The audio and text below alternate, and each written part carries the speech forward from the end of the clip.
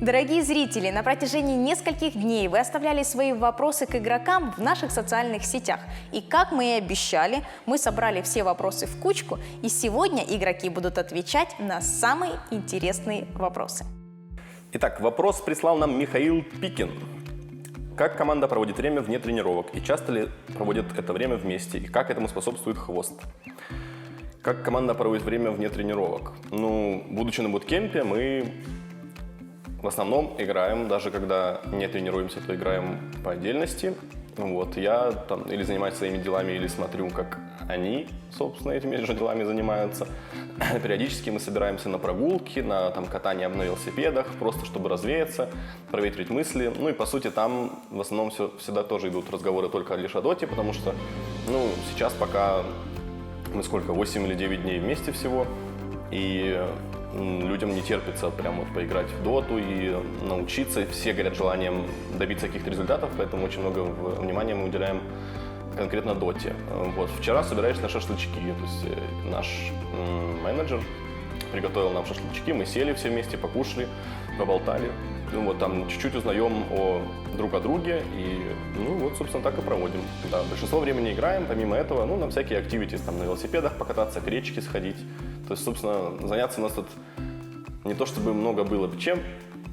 Хотели поиграть настольные игры, но все никак не удается.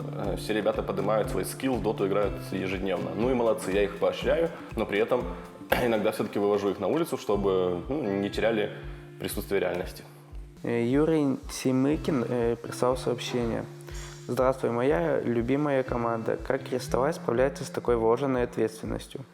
Для меня важно оправдать надежды команды и тренера, и остальных, потому что я малоизвестный игрок, и они решили именно меня подписать.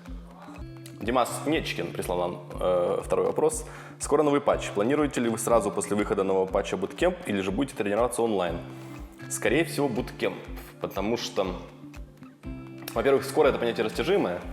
Он может выйти не раньше 18 сентября, но я голосую, что где-то он выйдет в ноябре вместе с айфоном. И я как бы сразу, в общем, да, на 2 стула сяду. Думаю, что будет буткемп, потому что мы сейчас вот собрались для того, чтобы узнать друг друга получше, а более-менее сыгравшись, уже нужно будет более глубокий вопрос решать, моральный и так далее. И по игре, конечно же, лучше собраться на буткемп, чтобы более продуктивно провести время тренировок и понять, что изменилось в мете, поделиться своими какими-то соображениями, потому что, в онлайне у тебя есть куча дел помимо, этого ты можешь, сыграли, проиграли, ладно, ничего, пойду дальше в паблик. Тут ты все равно будешь вынужден с этими людьми общаться, и проблемы нужно решать, иначе будешь чувствовать себя некомфортно. Проблемы, если они есть, вообще любые ситуации, жизненные, игровые. Поэтому же лучше, конечно же, на буткемп. Но пока мы дату конкретную не знаем, и как оно там будет, никто предположить не может. Каково быть в одной новой команде с Дэнди, Витей, тренером и Сонейко? Для меня это очень важно и очень круто, потому что я давно хотел попасть в эту команду и с ними играть. Вадим Белоусов, третий вопрос. Будет ли в дальнейшем использоваться Магнус в пике? Вадим, не могу же я так тебе все рассказать. Возможно, и будет. Данил Зонов прислал вопрос. Как родители у Крестовайза отреагировали на то, что он уезжает на буткемп в другой город и в будущем, возможно, за границу? Отреагировали нормально, потому что я раньше уезжал уже на буткемп с командой Double Dimension 2 раза в Москву, и проблем нет. Арина Наумова прислала нам вопрос. У нас и девушки смотрят. Арина. Где Саша покупает волшебные бананы? Волшебных бананов немного. Их совсем немного. И ими я очень дорожу. Поэтому секретов своих раскрывать не буду. Но в целом, с помощью своей любви, доброты и такого внутреннего чувства вы можете сделать любой банан волшебным. Арина, дай бог здоровья. Илья Иванов, 5-й вопрос. Как вам новый и не совсем опытный игрок на про-сцене Crystallize после первых игр? У Crystallize уже есть свой фан-пейдж, и там уже 25 тысяч человек ни в коем случае не ждите ни секунды, закрывайте это интервью и бегите подписываться на его страницу. Вот. Играет он великолепно, молодец, немножко нервничал, но мы ему с этим помогаем. Все ребята, прям я вот вижу, как они его в игре подбадривают. Само собой, что человек, в принципе, попал, ну, не впервые, но, скажем так, на буткемпе, на таком серьезном, где есть помимо 5 игроков еще есть тренер, собственно говоря, немаловажная часть буткемпа, вот, менеджмент и еще много людей, которые все его любят и поддерживают. Он в такой атмосфере впервые. И прям видно, как он расцветает на глазах. И если какие-то были скептические мысли по поводу того, как он будет себя проявлять в игре и в коллективе, то все они отпали с первых дней.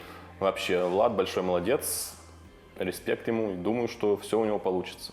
Виктор Базуев прислал вопрос. Каков ваш план на ближайший год? Попасть на все миноры и мажоры и постараться их, конечно же, выиграть. И International в том числе. Александр Гуилхон, наверное. Александре Гуилхон или Гуилхон. Значит, у меня есть вопрос к самым старым игрокам команды, а конкретно к Дэнди и к тренеру Хвосту. Вот вы играем столько лет, видите, как вещи меняются. Как вы меняете свой плейстайл и плохие привычки? Ну, хороший вопрос, Александр Гуилхон, если ты меня слышишь, спасибо тебе. Это очень сложно, менять себя крайне сложно. И люди, которые с этим не справляются, они уезжают надолго и далеко. Сложно это действительно сделать, и тебе, скорее всего, нужен человек, которому ты доверяешь, или ты прям супер сверхчеловек сам по себе, и ты наблюдаешь за теми, как меняются люди вокруг тебя, и ты понимаешь, что то, что ты делал, и оно месяц назад было хорошо, сейчас плохо.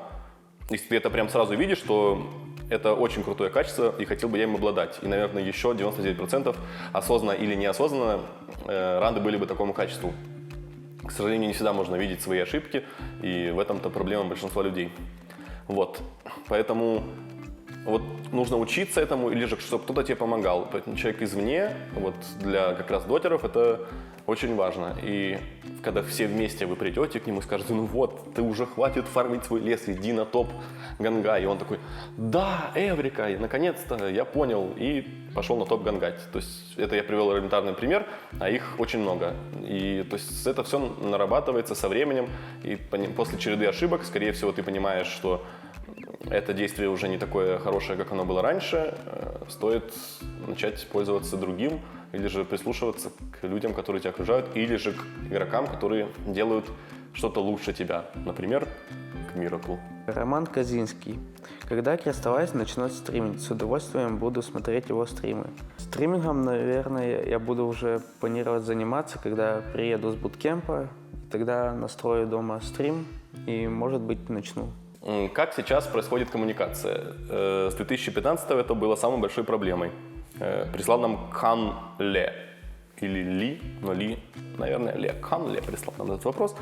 Как с коммуникацией? Ну, не факт, что это было самой большой проблемой. Да, это действительно является точкой, над которой мы работаем, и то есть все стараются слушать друг друга и доносить информацию правильно. Это вообще для всех людей очень важно, потому что во время игры ты сконцентрирован на своих каких-то действиях, да, там тебе нужно что-то пушить, где-то там смотреть на тайминги и прочее, прочее. И во время какой-то суматохи сказанное твоим тиммейтам тобой легко может быть не услышано или услышано, но не принято. Ну, то есть ты где-то там настроен на другую волну. И для того, чтобы все было хорошо в вашей команде, обязательно вы, чем больше воспринимаете информации, если 80% вы своих тиммейтов воспринимаете, то, скорее всего, вы уже хороший топовый игрок. То есть для топовой команды это уже достаточно. Ну, больше, только лучше. И у нас с самого начала выявилась эта проблема. Ну, поскольку я 2 года уже не играю в этой команде, поэтому я не знаю, как у них там было.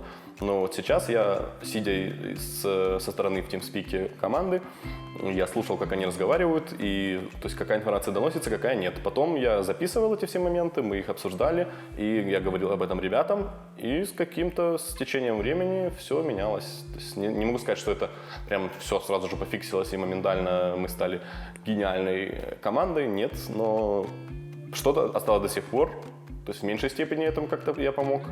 Но я продолжаю деликатно пытаться эти вопросы решить и надеюсь, что все получится. Клара Изабель Пинтон. Крестовас и Роджер, каковы ваши первые дни на буткемпе? Что вы думаете о новой команде? Первые дни были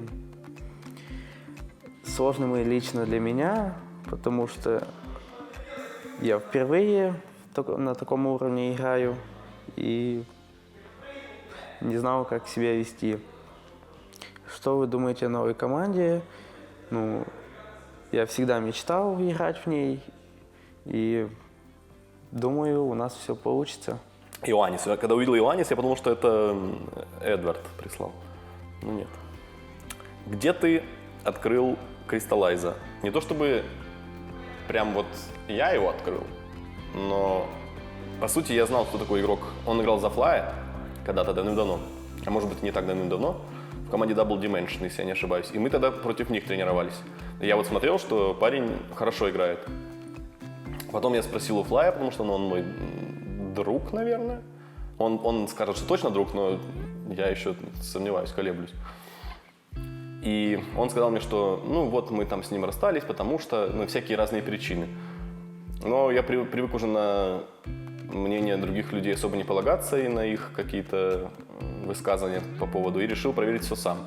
Немножко с ним поговорил, посмотрел, мы провели тестовые игры, и он себя проявил очень даже неплохо. Лучше всех остальных кандидатов, более инициативный, видно, что он хочет выигрывать, когда остальные ребята были, такие, знаешь, вот такие. И безоговорочно, спустя 2 дня тренировок, мы решили, что этот парень нам подходит, забрали его смело, и уже через 2 дня мы были на буткемпе.